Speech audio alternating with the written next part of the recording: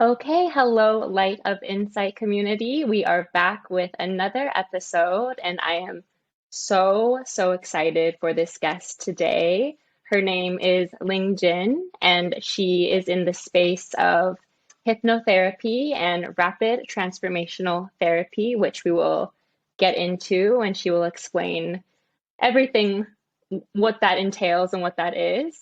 So, hello, Ling, how are you doing today? Hi, Nina. I'm doing great. Oh, thank you so much for joining us. And I was very excited because I met Ling through a mutual friend about 4 years ago.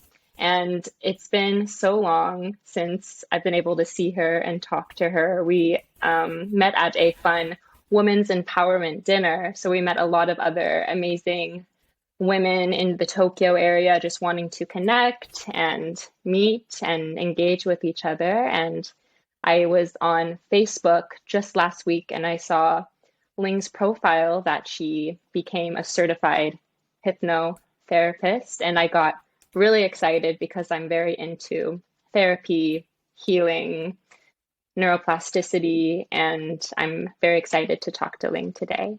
So thank you so much for your time. Thank you for having me here. Thank you so much for your invitation. I was really happy to have that. Oh, thank you. So, just so our listeners can get a taste of who you are and your background, I first just want to ask you a little bit about yourself. What's your background and how did you get on the path of where you are now? Of course. So I am a Korean Chinese. So my passport is Chinese, but I am actually Korean immigration to China. And I always think that it's a good idea to share that part of me, identity of me, because it really connects to my story as well. So I'm a Korean Chinese. I've been living in Japan for 12 years. I was born and raised in China. So Korean Chinese in China are defined as minority. Our grandparents' parents or our grandparents moved from Korea to China a long time ago, either 100 years ago or 50 years ago. It's similar to the history of Korean Japanese as well.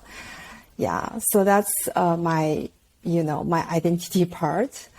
My family, speaking of my family, right? My family was not very wealthy. I would say we were very poor.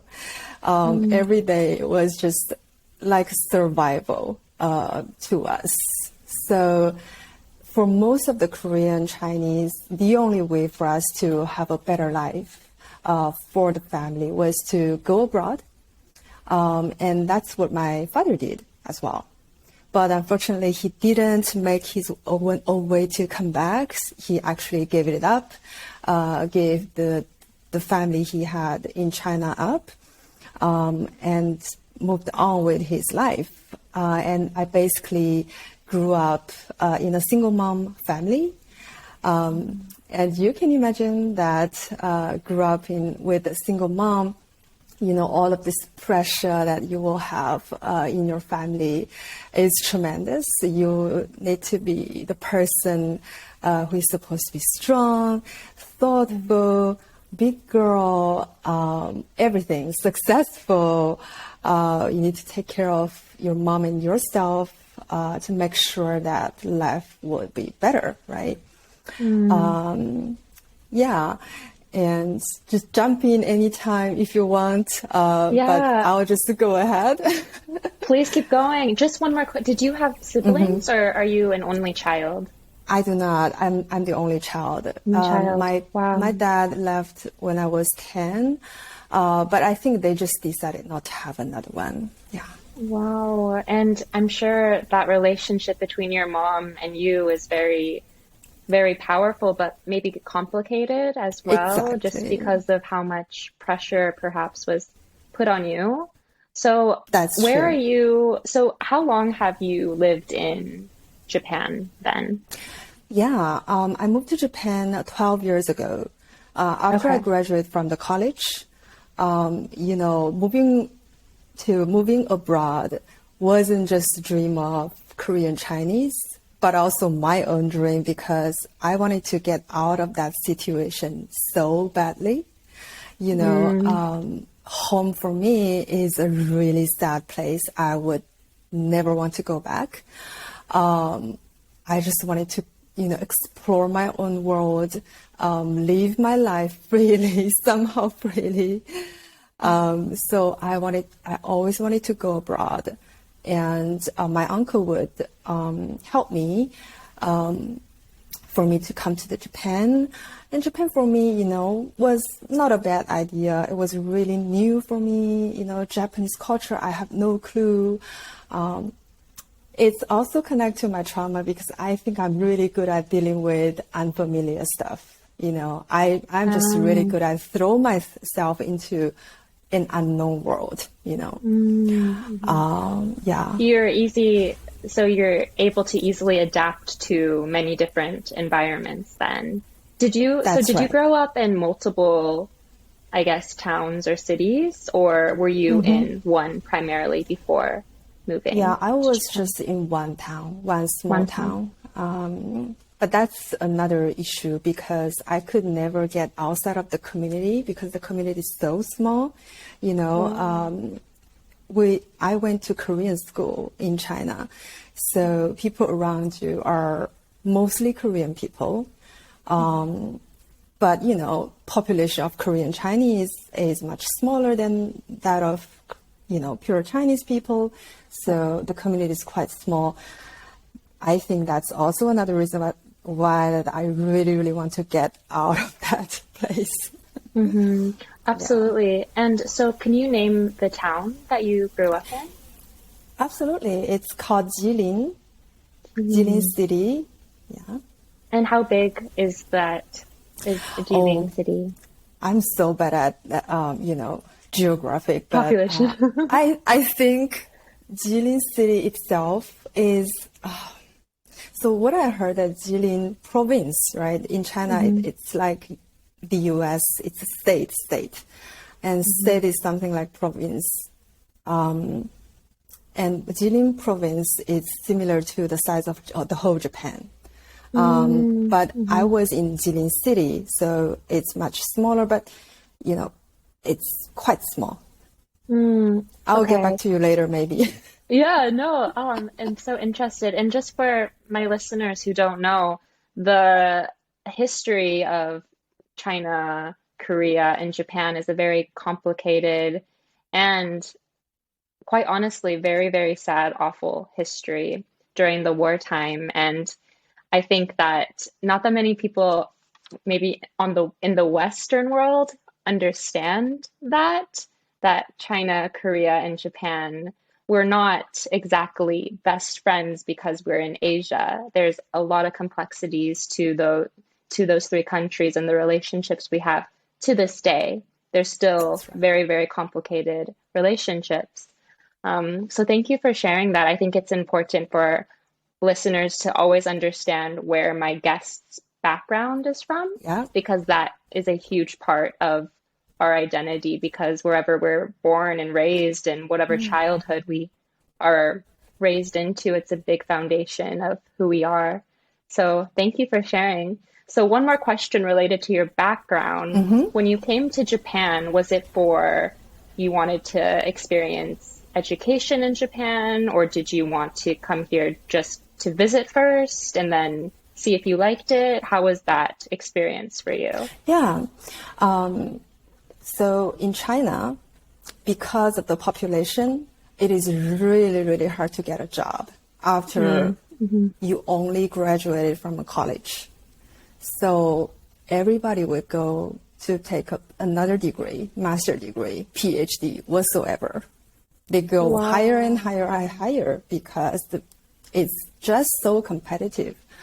And it was so natural for all of us in that generation say, hey, I'm going to go for another degree. And so that's what I did. Yeah, and most of the people would go abroad, to take this degree because after they come back to China, it's much easier. right? Right. And so for me, my plan was to come to Japan, take a master degree, and then maybe stay, maybe I wouldn't know. But yes, I joined the graduate school after Oh, came to amazing. Japan in In the beginning. Tokyo or In Tokyo Tokyo, or in Tokyo? Okay. And so yes, you've been then in Tokyo ever since your master's exactly. program. Yes, Wow, that's that's right. amazing. So you found home here in Japan? Now I can say that, yeah, not a long time before, I really wanted to leave Japan so Really? badly because I didn't see the future here for myself. Mm, Because of the work, because of the communication, the culture, I just didn't see myself in it. But recently, these past few years, I really feel like home. Yeah.